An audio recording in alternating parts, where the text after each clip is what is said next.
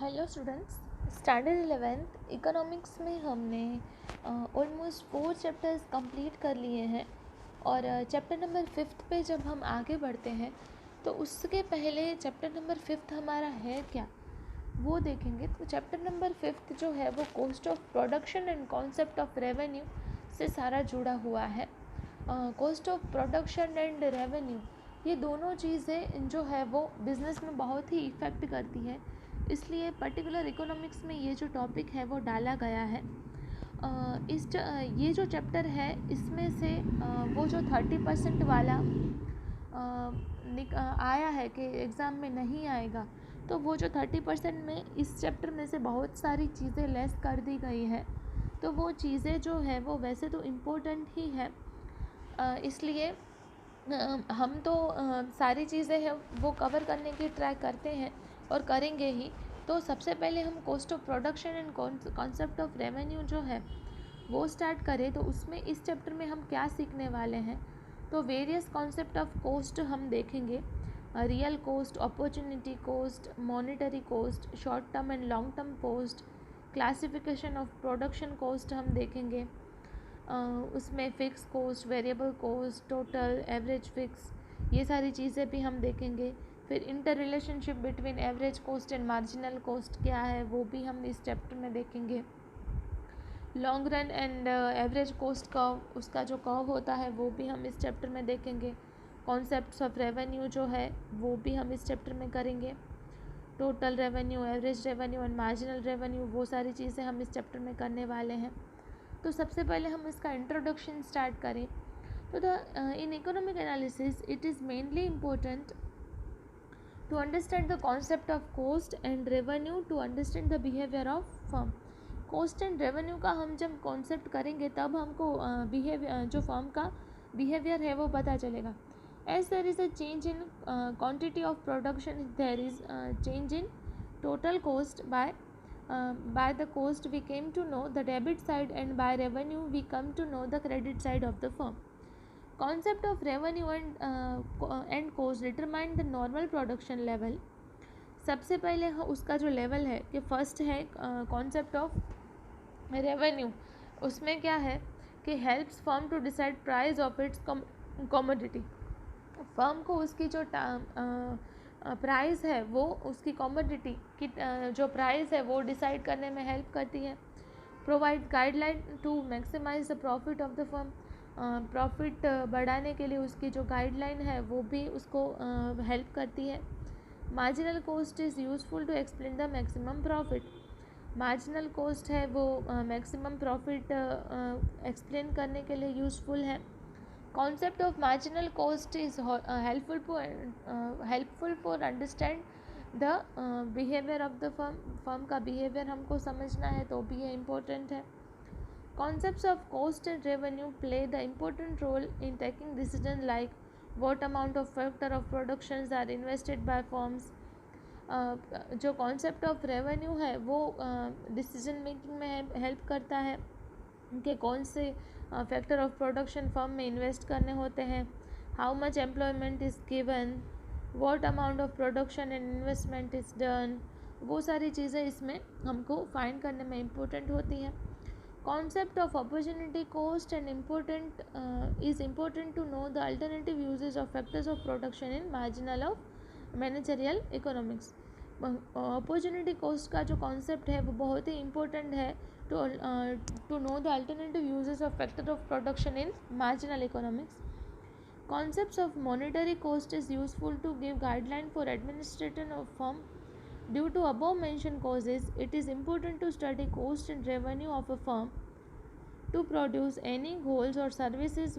Whatever expenditure is incurred, that is known as cost of production. First we will study the different concept of cost of production. सबसे पहले उसके हम जो concept है cost of production के वो देखें तो उससे हमको ज़्यादा आइडिया आएगा। तो वेरियस कॉन्सेप्ट ऑफ कॉस्ट में कौन कौन से हैं, तो रियल कॉस्ट है, problems in measuring marginal cost real cost है, अपॉर्चुनिटी कॉस्ट है, meaning and explanation opportunity cost का, problems in measuring opportunity cost के अपॉर्चुनिटी कोस्ट को हमको मेजर करना है तो उसमें कौन कौन सी हमको प्रॉब्लम्स फेस करनी होती है, तो वो सारी चीज़ें भी इसमें इंक्लूड की गई है। तो ये चैप्टर जो है उसमें सारी जो कोस्ट है उसका कॉन्सेप्ट है वो दिया गया है, जो कि आपका जो टॉपिक नंबर 5.1 है वो एग्ज़ाम ओरिएंटेड नहीं है तो भी हम करेंगे, क्योंकि आपको स्टडी ओरिएंटेड तो सारी चीज़ें है ही, इसलिए हम करेंगे। तो सबसे पहले वेरियस कॉन्सेप्ट ऑफ कोस्ट में सबसे पहले है रियल कोस्ट। तो concept of real cost was given by classical economics. They had presented this concept in concept of main factor of production, land and labor, but in modern times this concept is, according to Marshall, the laborers, capitalists and entrepreneurs who are involved in the process of production bear psychological and physical burden. Such burden is called real cost. Money spent by many producers for production work of goods is not only production cost but fatigue, boredom, tension, stress faced by the laborers. The capitalists who sacrifice their saving and capital face anxiety, insecurity, indecisiveness are the factors included in real cost. Real cost cannot be presented in a monetary terms. Therefore, real cost is also called non-monetary cost. Professor Marshall says the factor of production faced in the real cost, and to attract them return is given from wage, interest and profit. तो real coast जो है वो क्या है कि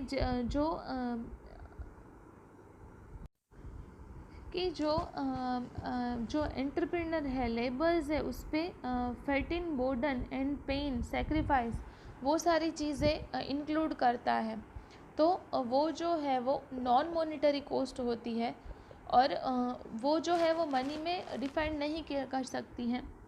तो problems क्या है मेजरिंग रियल कोस्ट में? तो real cost includes fatigue, boredom, pain, sacrifice and anxiety. The goods which have psychological impact are difficult to be measured. Moreover, the smoke is intimated by the factors created adverse effect in the health of the people of surrounding area. The adverse effect is also a cost in social view and therefore it cannot be measured. Smoke जो होती है factories में तो वो socially बहुत सारे लोगों को इफ़ेक्ट करती है, लेकिन वो सारी चीज़ें मेंशन नहीं करते हैं, तो ये भी एक उसकी प्रॉब्लम है। नेक्स्ट है opportunity cost. The concept of opportunity cost was presented by Australian economics but it was properly presented by Marshall. The means of production have alternative uses more than one. The concept is based on the particular characteristic of factor of production. When a factor is used for a particular use and the other use is left out of the same cannot be used for other purpose. Therefore, the best alternative which one is left is the opportunity cost of production. For example, on one field the piece of land wheat is produced, and then the same time on same piece of land for grain cannot be produced. Worker in working textile mill at the same time cannot work in the any other industry. In this way the factor of production have alternative uses. Opportunity cost मतलब कि इसमें दो alternative उसके use होते हैं, तो वो opportunity coast में इंक्लूड होता है। तो प्रॉब्लम्स क्या है अपॉर्चुनिटी कोस्ट को मेजर करने में? तो फर्स्ट है factors with one use. Any factor of production has only one use then its opportunity cost can not be decided. For example, some piece of land is only use to produce घास। As for the piece of land opportunity cost can not be calculated and it will be applied for unemployed person also. They also have no work. How can we calculate alternative cost? मतलब कि opportunity coast find करने के लिए क्या होता है कि कभी कभी लैंड ऐसी होती है कि इसमें सिर्फ हम ग्रास ही उगा सकते हैं, दूसरी कुछ चीज़ नहीं कर सकते, तो उसकी अपॉर्चुनिटी कोस्ट हम कैलकुलेट नहीं कर सकते। नेक्स्ट है factors having specific use. If factors of production are specific factor, then its concept is not useful. Returns of these factors are not decided by their alternative uses, but it is decided on the basis of their demand. For example, persons having expertise over computers, scientists having knowledge of atomic power etc. तो specific use है तो उसकी alternative नहीं होता है कि scientist है तो उसकी एटॉमिक पावर, मतलब साइंटिस्ट का एक पर्टिकुलर पावर होता है तो उसका हम साइंटिस्ट का तो दूसरा यूज़ नहीं कर सकते हैं, तो उसकी जो अपॉर्चुनिटी कॉस्ट है, अल्टरनेटिव कॉस्ट है, वो हम डिफाइन नहीं कर सकते। नेक्स्ट है monetary cost. Concept of monetary cost is useful in economic analysis decisions related to productions and price determination because real cost and opportunity cost have many limitations. Cost of production is calculated in terms of money, therefore the concept of monetary cost is important. Producer having objective of maximum profit produce goods at low cost and tries to maximize profit from in the comb by selling the product. The cost of production in terms of money is known as the monetary cost. For example, if factory is producing pens, incur cost of 50,000 to produce 1,000 unit of pen. So the monetary cost to produce 1,000 units of pen is 50,000. तो उसकी monetary cost हुई 50,000. तो इस तरह से ये जो monetary cost है वो हम define करते हैं।